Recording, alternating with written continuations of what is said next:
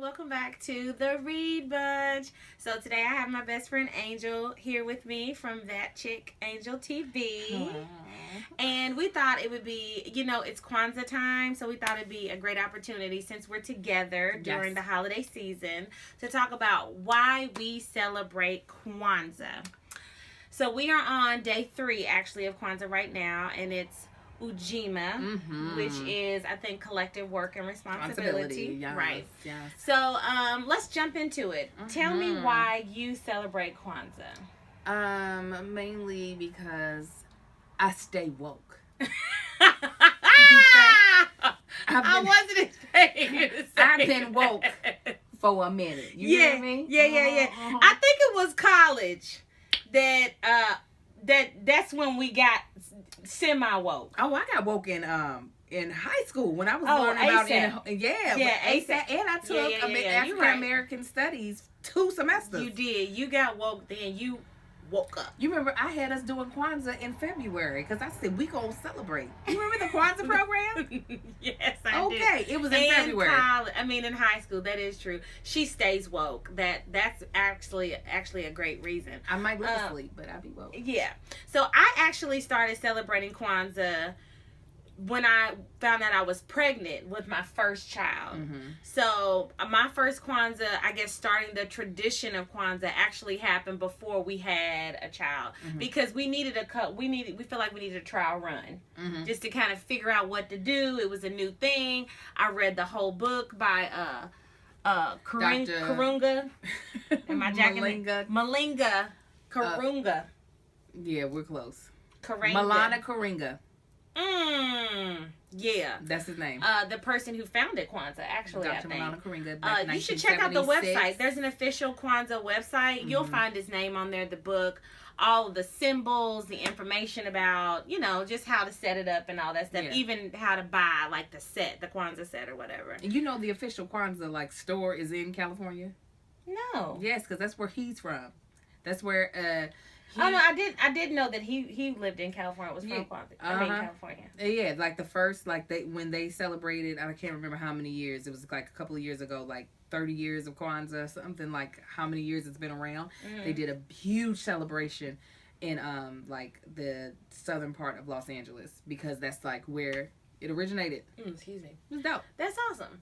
Well, I think another great reason why you should celebrate Kwanzaa is because Kwanzaa...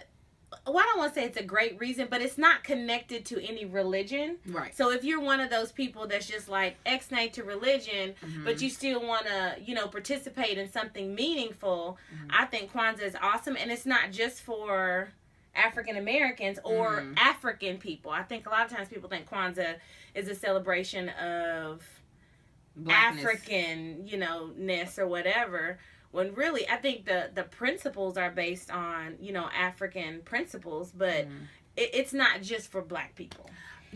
It's a great thing for Black people, obviously, because it's something that we as a culture, when I say Black, I don't just mean like the color Black, but the culture, the African American culture. Right. Things that we can work on because other cultures do it. The Jewish cultures do things like economic responsibilities and self-determination. Those are all things that you see that have helped them thrive. And it's all things that I feel like any culture that wants to see its own culture thrive, even if you're thinking of it in a multiracial way of as far as in like America, these principles, if you as a group or as a culture want to prosper, are things that if you actually focus on will actually lead to that. Yeah. And they'll lead your people. Celebrating Kwanzaa for African Americans doesn't mean hate of any other culture.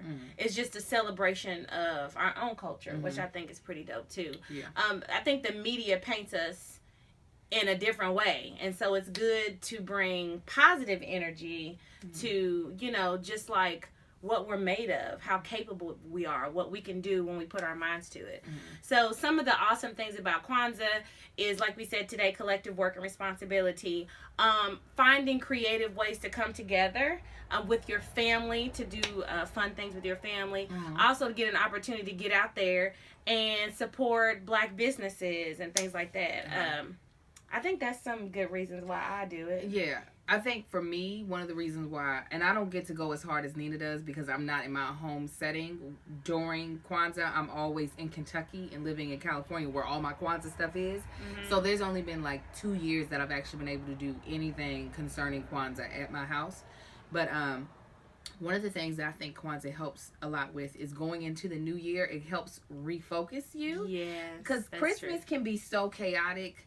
Like, even if you are down to a minimalist where you just really focus on, if you are a Christian, the birth of Jesus Christ, it's still hectic as all heck. And it's slightly self-centered. Very much so. Because you can come up with a list of gifts that you want. Right. So it can be very hectic. And what I like about Kwanzaa is, because I'm a very goal-oriented person. I'm not so much New Year's resolutions, but I like to have goals ahead of me of what I want to accomplish in each of my seasons of life. And I feel like Kwanzaa really helps me look at the areas in which I can work on. How can I work towards my purpose? How can I use my creativity more? How can I support my community more, whether it be through, supporting Black businesses, as Nina said, or whether it be through, with all the devastation that has been happening in the Black community, what am I doing to be a force to move us towards progress instead of the regression that I feel like kind of happened in this year? So right. That's a big thing for me, is that I think when I actually have time to focus on the principle, I can really give myself some benchmarks to hit in 2017, because all the principles are very reflective on what you are currently doing. Absolutely. And the principles are known as the Nguza Saba. Okay? So for more information about Kwanzaa, I'll leave it in the comment box below. I hope this helped you decide to celebrate Kwanzaa. If not, finish out this year, start next year strong, and look for more videos from me about different activities that we do during Kwanzaa to celebrate. Hope you enjoyed this video. Thanks for watching. Bye!